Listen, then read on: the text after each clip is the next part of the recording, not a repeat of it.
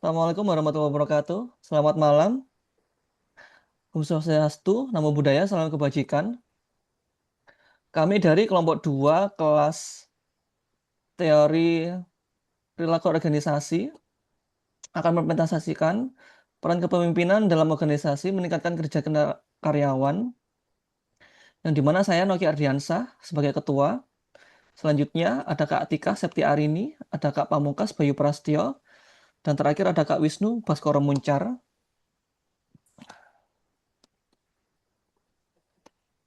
Latar belakang penelitian itu yaitu kepemimpinan adalah pilar utama yang menentukan arah dan keberhasilan sebuah organisasi.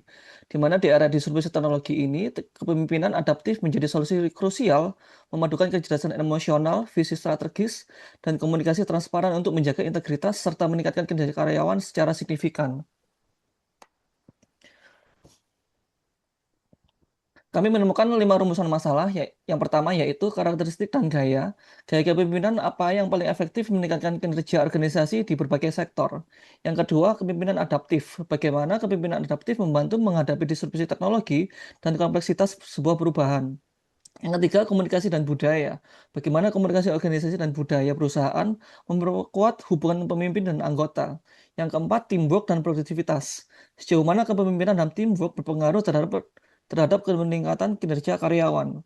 Yang kelima, yaitu integritas dan kepercayaan. Bagaimana integritas dan stabilitas emosional pemimpin membangun kepercayaan organisasional. Selanjutnya, saya serahkan kepada Kak Tika.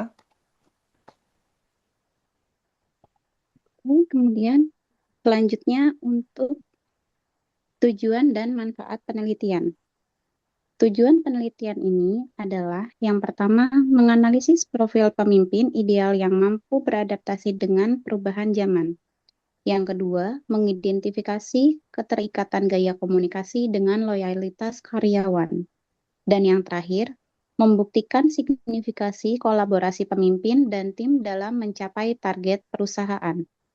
Kemudian manfaat penelitian ini. Yang pertama, panduan menentukan gaya kepemimpinan yang tepat menghadapi disrupsi era modern.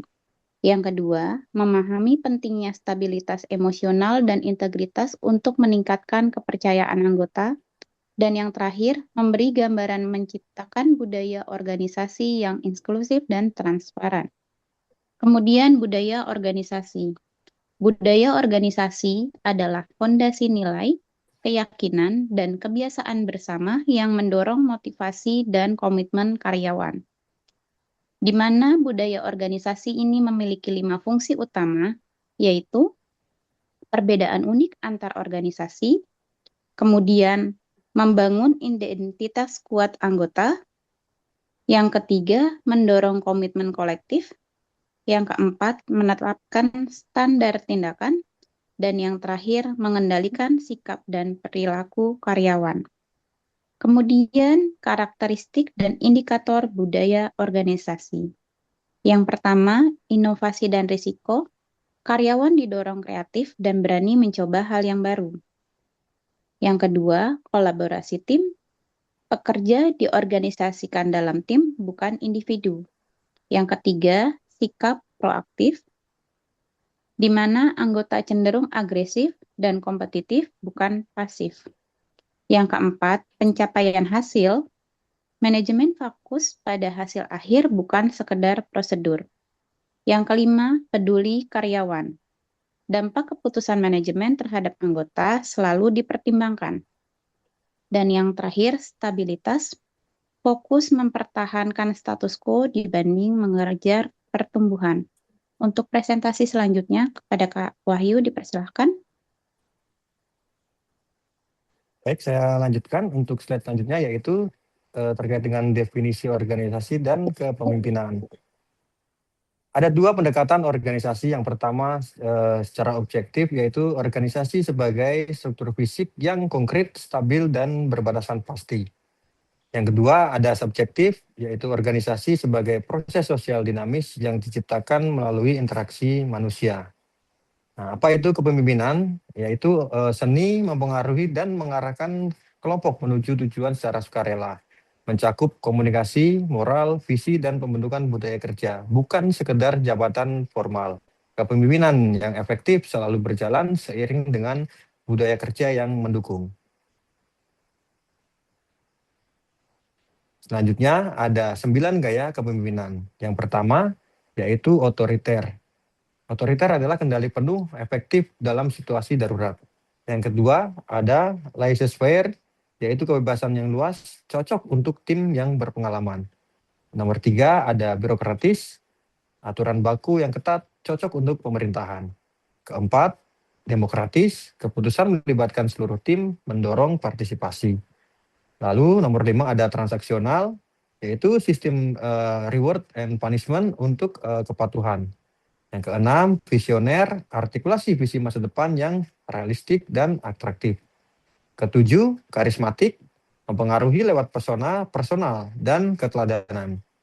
Yang kedelapan, ada transformasional, yaitu agen perubahan memotivasi inovasi jangka panjang. Terakhir, nomor 9 ada adaptif, yaitu kombinasi transformasional dan transaksional, mendorong pemecahan masalah secara mandiri. Dan untuk slide berikutnya akan dijelaskan oleh Kak Pamungkas.